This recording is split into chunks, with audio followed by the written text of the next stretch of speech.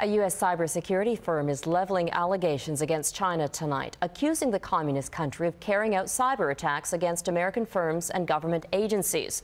But as Paul Johnson tells us, China calls the accusations groundless.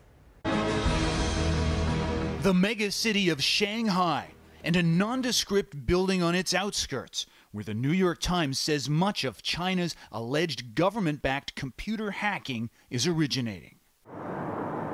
And that building is connected to China's People's Liberation Army, according to a report released today by a leading computer security firm hired by the New York Times. If true, it's one of the strongest links yet between hacking intrusions in Western computers and the Chinese military, long suspected but never proven. One think tank has described this group of alleged hackers as the premier entity targeting the United States and Canada, focusing on political, economic, and military-related intelligence. The United States has substantial and growing concerns about the threats to U.S. economic and national security posed by cyber intrusions, including the theft of commercial information.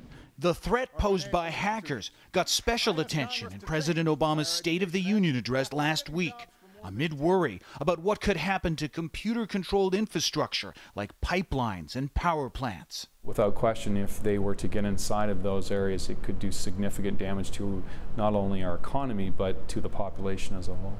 But Beijing has consistently denied any involvement in it.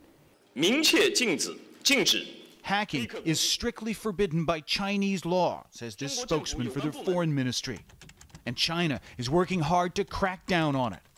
A blunt denial of the allegations released today about what's happening inside this building.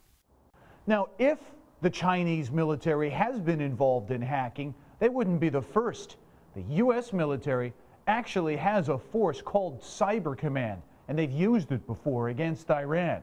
But the U.S. says their military hackers operate under strict rules and don't steal commercial information.